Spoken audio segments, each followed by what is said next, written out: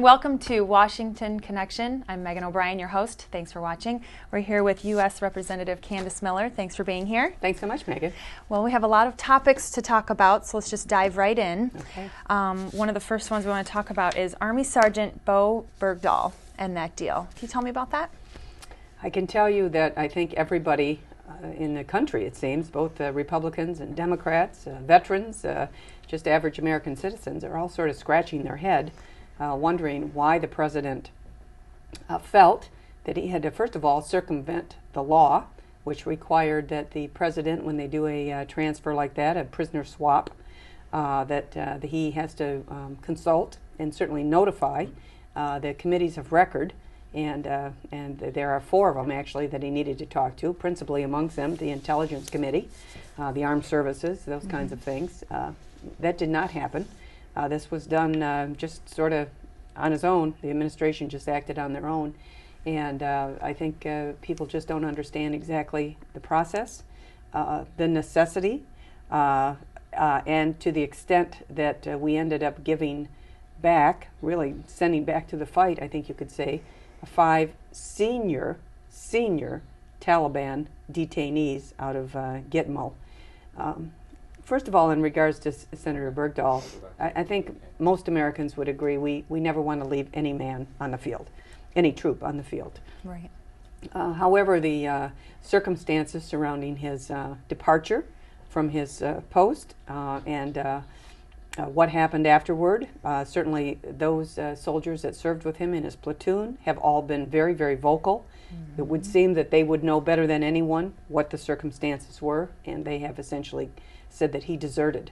As Sergeant Bergdahl comes home, I know that General Ordonero from the Army Chief of Staff, has said that there will be an investigation, and that there's a process for understanding what happened and if there are consequences to all of that. In the interim, though, look at what we gave up. And I tell you this because as you know, I'm the vice chair of the Homeland Security Committee, so as you might imagine, I have been to Guantanamo Bay. And I will tell you, when you are looking at these detainees that are in their jail cells there, you physically recoil. And why? Because you are looking at pure evil. Pure evil. And they are looking at us, and they want to kill us. They want to kill Americans. Yeah. And these 5 that have been released, I believe, want to kill Americans. I do not believe they're just going to go about their life in some way. They are going to get back into the fight. I feel that in my heart. And so I just can't imagine what the president, why he thought that this would be a good deal for America. And I think if he thought that he would get veterans to come out and applaud this, or Americans, that is not the reaction that has happened.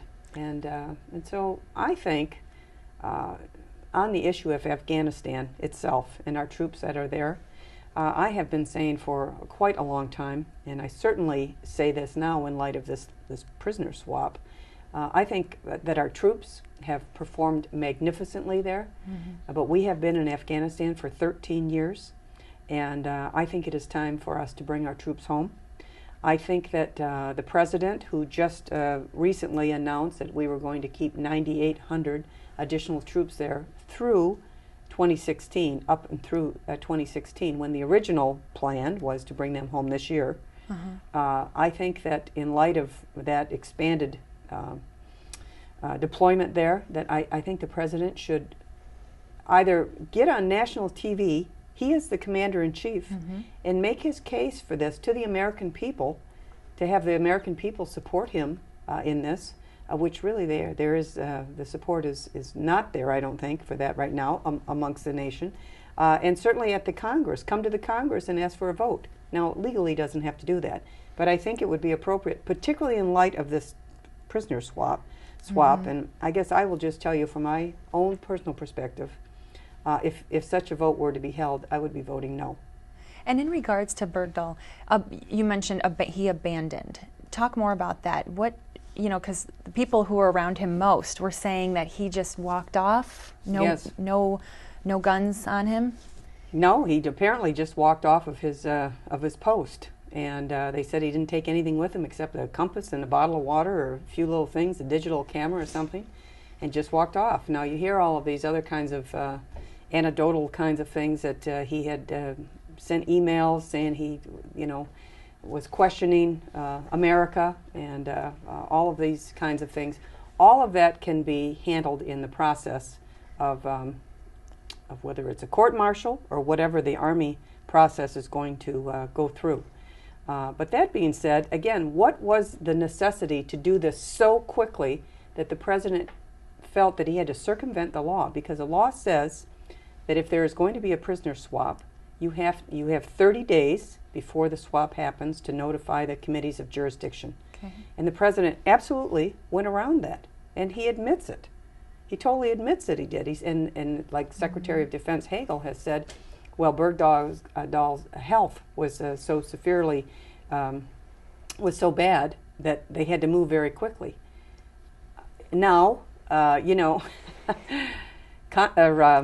Susan Rice, of course, who probably ought to stop going on the Sunday talk shows, as far as I'm concerned, came out and said, this was that he served with honor and distinction, and his health was so bad. Then the next day she came out and said, well, it looks like he's in pretty good health. Okay. Mm-hmm. The whole thing is just, it's hard to understand it. Right.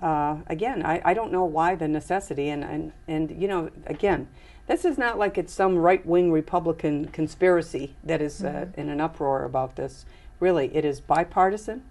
Dianne Feinstein, who is the Democrat Senate chairman of the Senate Intelligence Committee, has expressed her concern in very strong terms. In fact, apparently the administration called her and apologized to her.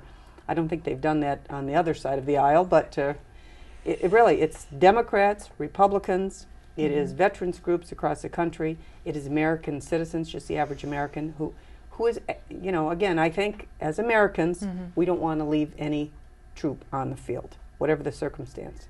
However, as you really look through this thing, I do not believe that the committees of jurisdiction would have ever agreed to this swap. And I feel very confident saying that. Nor did the administration even talk to the House leadership. I mean, both Speaker Boehner and Minority Leader Nancy Pelosi have both said they didn't know anything until after the fact. On the Senate side, apparently Harry Reid has said he knew something, but Mitch McConnell, nothing. So, in relation to the 5 men, though, there's been a lot of speculation. These men say, we're for America now. We're against our country. So what do you think about that? That who said that? There's speculation out there that those 5 men have decided that they're not for their country anymore. Would that be Which 5 men? The 5 men that we traded for Bergdahl. Oh, that they've renounced the jihad? Yes. I do not believe that. I do not believe that because, as I say, I've been to Gitmo. I follow very closely the detainees and what is happening there. I think that they are absolutely committed to jihad, and I think that the world is in America is less safe because of that. And in regards to this Bergdahl, talking about 5 men, actually it was 6 apparently American soldiers who died trying to find him, to save him. And how many other Americans died trying to capture these 5 detainees who have just been let go again to Qatar, where they're sort of, I guess you could say, a neutral ground between the two sides in this conflict. But they have already said that they're pretty much letting them have a free reign throughout that country. So I think it is just an incredibly dangerous precedent, because I also believe this, and this is one of the reasons I say that the president should make his case about keeping us in Afghanistan or bring our troops home. And that is because I think, in a very real sense, a price has been put on the head of every American troop that is in Afghanistan or diplomats that are there. Because look what the Taliban is saying now. They can get something, right? If they get a POW, an American troop, a POW, maybe we'll trade one of their buddies in Gitmo for that. It's just a very dangerous precedent, I think, particularly when America has always said We do not negotiate with terrorists. So the president apparently, they said they went through a mediator, I guess if you want to call Gadar that, but really they, in my mind, negotiated with terrorists. Yet he will not negotiate with Congress about having a vote on this, or certainly making his case to the American people. So it's a very distressing situation, and I think there's a lot more information to come. Obviously, in the House, the Armed Services Committee, with the Speaker's blessing, will be having hearings on what happened here, and why, and how we go forward. Yeah, very interesting topic. There'll be a lot more on that, I bet. Yes. And speaking of Afghanistan and withdrawing troops, you touched on that earlier. You want to talk about that as well? As I say, I really think that because of, well, for a number of reasons, but certainly in light of this latest prisoner swap, the terrorists, giving up these terrorists, I think the president needs to bring our troops home. They have performed in the last 13 years unbelievably magnificently, bravely. We've lost over 2,000 troops. There have been about 20,000 injured, and we have been there for 13 years. It is America's longest war. I also, I understand the need to leave intel officers, various kinds of things there, but for the president to make a proposal to leave 9,800 troops there, when he said we would be coming home in 2014, instead now he's extended it to 2016, is certainly a complete departure from what everybody was thinking about. And I think he needs to, most importantly, make that case to the American people. But he could certainly do it through their elected representatives in Congress. And as I say, if we had that vote today, I would vote no on remaining in Afghanistan. You know, and the reality is the terrorist threat is very real around the world. And they're moving. They are moving while we're pinned down in Afghanistan. There's some that say that Syria is probably every bit as dangerous, if not more dangerous, as a staging area for al-Qaeda, for the Taliban, than Afghanistan right now. In Somalia, certainly through Africa, through the African peninsula or continent, they are moving. They are moving, and it is a battlefield unlike any that America has ever seen before. It's very asymmetrical, and requires a different kind of approach, I think. And so, again, I think in regards to Afghanistan, time for our troops to come home. Definitely. Yeah, it's very unique. They're always moving. Yes, they are. They're like cockroaches, really. Yes, yeah, that's true. And so I'm sure you talk to families, residents who have people over, you know, brothers, husbands that are overseas. What is everybody saying? Bring them home now? You get certainly a mixed reaction, I think. Everybody is trying to understand exactly the mission, how it's going to play out now for another 2 years. But this latest thing with Sergeant Bergdahl, I think, has really brought a very fine point onto this. And I will tell you, you know, I'm one of these people that think if you can hire a veteran, hire a veteran. One of the individuals that works for me was in the original, he was a Marine, he was in the original invasion in Iraq, served 2 tours of deployment there. I have another fella who has been with me, just leaving to go on to law school now, bless his heart, but he left a leg in Ramadi as a member of the 82nd Airborne. And both of these individuals, when this happened with Bergdahl, they were the first ones I spoke to. I said, you know, you guys have been there. Yeah.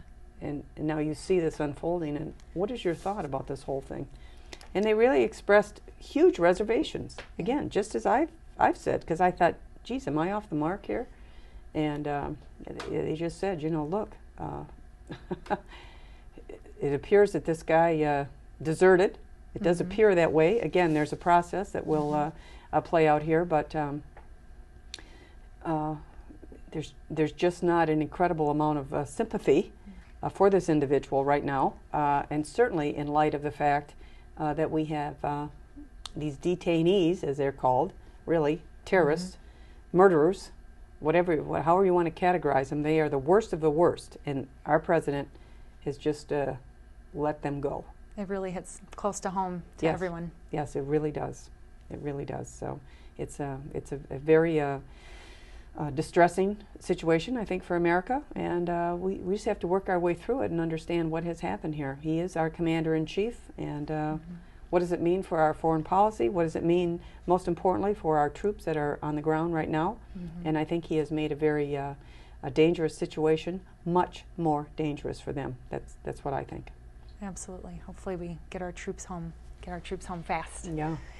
Another topic that's been going on is the VA secretary. Yes. You want to talk a little bit about that? Well, look, we're talking about our troops, right? And particularly in theater now with Iraq and Afghanistan, where the amount of veterans that are going through the VA system has really risen. This is something that America, I think every American feels very strongly about, that all of our veterans need to make sure that we have to ensure that they get the very best health care in a timely manner. And obviously there's been a scandal in the VA system, starting out at the Phoenix VA facility, but you see it a bit through the inventory now, where veterans have been waiting excuse me, such a long period of time. There's even been allegations that veterans have died waiting, which is totally unacceptable. So I think that there's a culture within the VA system. I will say it didn't just happen overnight. You know, in the years that I've been in Congress, you know, you do hear a bit about veterans who have been waiting, etc.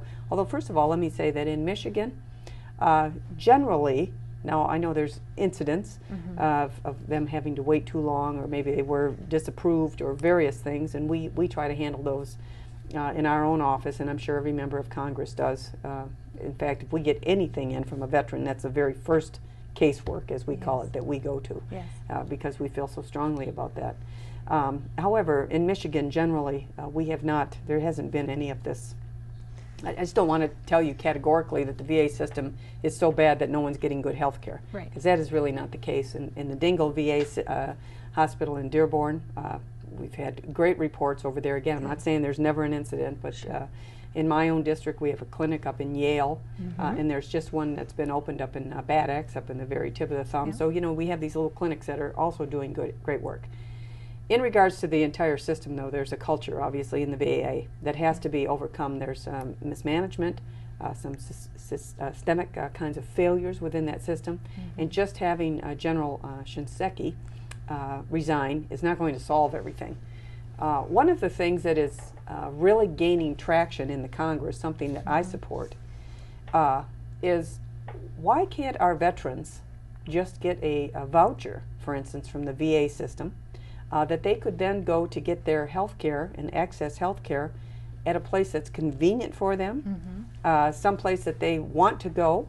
Not that they want to go to a VA hospital, but, you know, over the years, this whole system has developed, and yet our healthcare system, I mean, again, if you're at the tip of the thumb, and you have to drive down to Dearborn to get to the VA hospital there for some, or maybe a more major kind of a procedure, wouldn't it be easier to be able to go to, you know, a hospital closer by, if you had a voucher from the VA for this kind of healthcare system?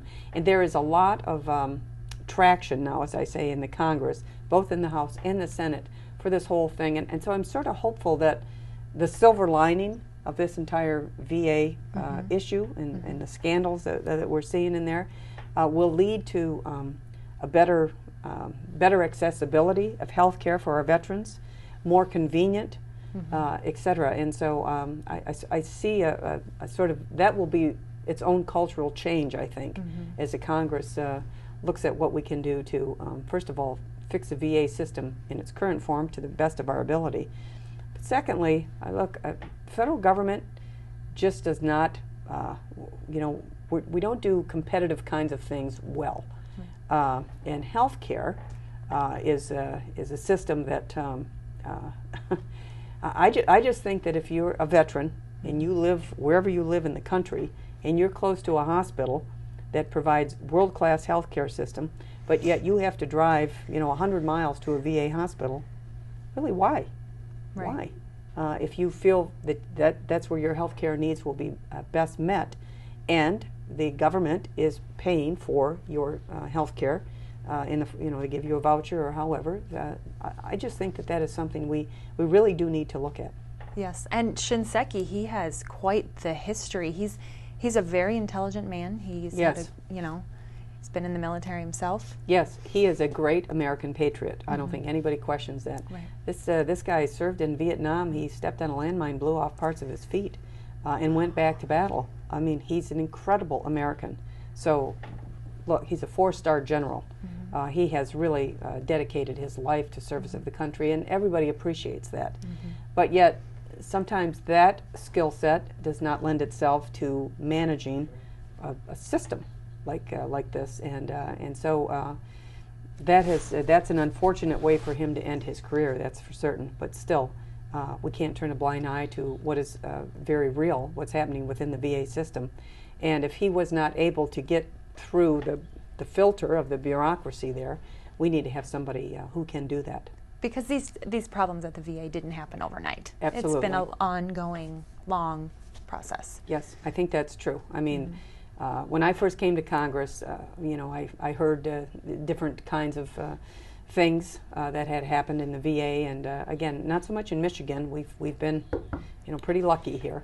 Again, not saying that there's never been an incident. I'm sure that there have been, but still, overall, our veterans' health care here in Michigan has been pretty darn good. But the largest room is a room for improvement, and I say that even in a state like Michigan, where we apparently have not, hopefully have not had any of these kinds of things happening. Still, if you're a veteran, and look how many of our veterans retire up to northern Michigan. Yes. So if you live in Traverse City, you have to travel down to the Dingle Hospital in Dearborn.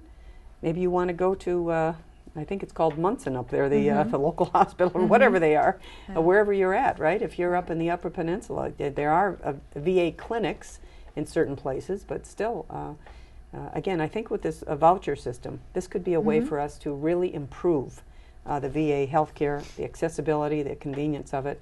And if you're able to go to some place that's much closer, you're probably not going to wait while you're driving somewhere else a long distance, which should improve the healthcare delivery, I think, to our veterans. And I'll tell you one thing, I always say that a society in so many ways can be measured on how they treat certainly seniors, children, and veterans.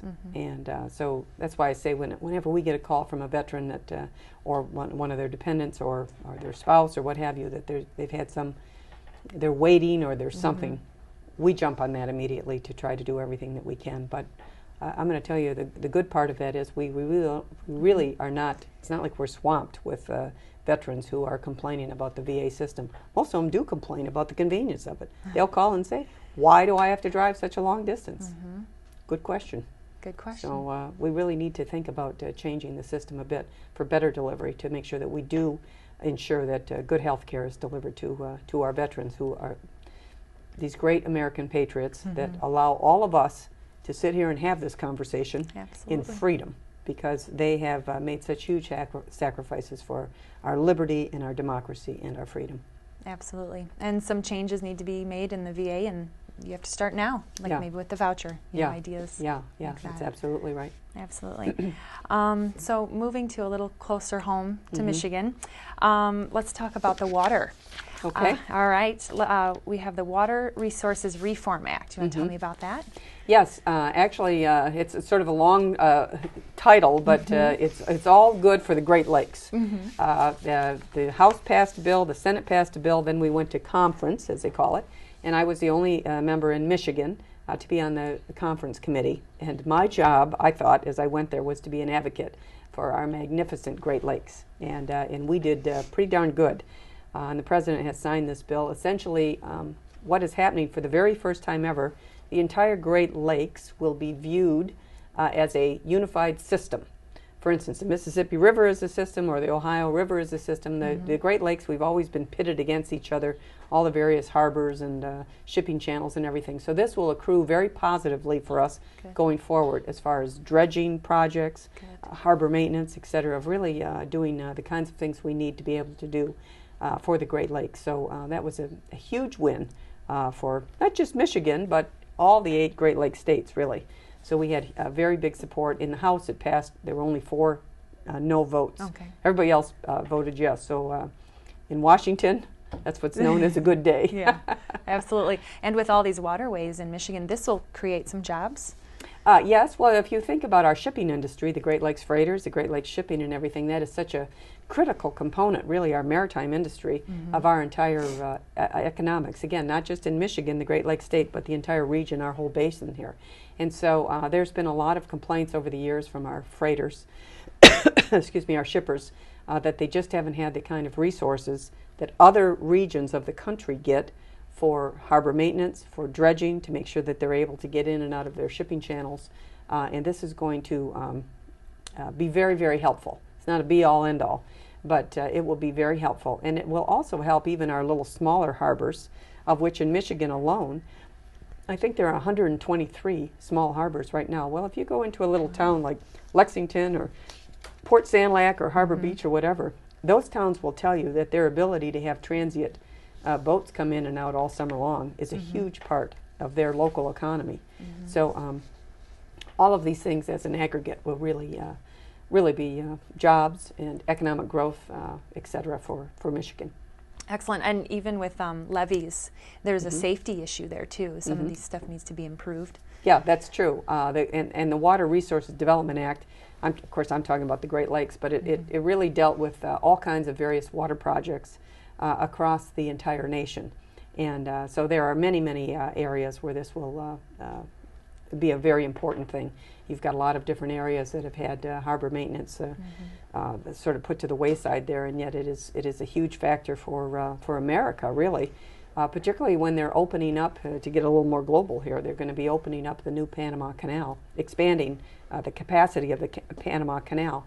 And we have to make sure that in America we are going to be ready at certain ports across on both coasts, but certainly on the eastern seaboard and through the Gulf of Mexico, et cetera, that we're able to accommodate these larger ships that are coming through Panama, not on both coasts, but on the eastern seaboard. And so that also was part of this. You know, sometimes we think about our own interests here, but you really need to think about positioning America globally to be able to accommodate these kinds of transiting that kind of commerce. Excellent. And speaking of water, we only have a couple minutes left, but speaking of water, we have Selfridge Air Base. Let's talk a little bit about the A-10s. Okay. As our final subject, that's a great subject because it's a good news story right now. Very quickly, the president about a year and a half ago tried to eliminate 5 A-10 squadrons, including the 127th, which is at Selfridge Air National Guard Base. And he was not successful. We all fought back as a team and were able to save the A-10s. Now, fast forward to this budget year, the president now has made a proposal to, through the administration, to eliminate all of the A-10s in the inventory, again, which would have included the ones at Selfridge. And we, I believe, fingers crossed, I'd say we're about 95% of the way there to save the A-10s, at least for one more budget cycle, which is a huge win. It's first of all, it's about 600-700 jobs in our immediate area. But I will tell you honestly, it's not because of budgetary or parochial interests alone that we made this fight, because from a budgetary standpoint, and if you're looking at the budgetary restrictions that we have, they don't really have a follow-on mission for aircraft that has been incredibly effective in theater, particularly for ground support. They talked about B-1s as a possible follow-on mission, but yet if you think about it, it costs $17,000 an hour to fly a B-1. It costs $54,000 an hour to fly a B-1. It costs $17,000 an hour for an A-10. So from a budgetary standpoint, this is for every reason, which is for all of those reasons really is why I think the Congress, in both the House and the Senate, have told the Air Force that they need to go back to the drawing board as far as eliminating the A-10s. Excellent. Well, that's good news so far. Thank you. Well, we are out of time, but I wanted to thank you so much for coming by and talking on all these topics. Thanks so much, Megan. I'm delighted to do it. It's my great honor and privilege to serve in the United States Congress and to represent this area and to be their voice. And a good way for me to do that is to come on a program like this. And I certainly invite anyone that's listening to feel free to contact our office by phone, by email, by snail mail, as they call it, in any way that they want to, because it's very important that I hear from those that I'm so honored to serve, what their feelings are and their suggestions and input and comments on what we've talked about today and any other subject as well. Excellent. Very good. Thank you Thank very you. much. You've been watching Washington Connection. Thanks for watching.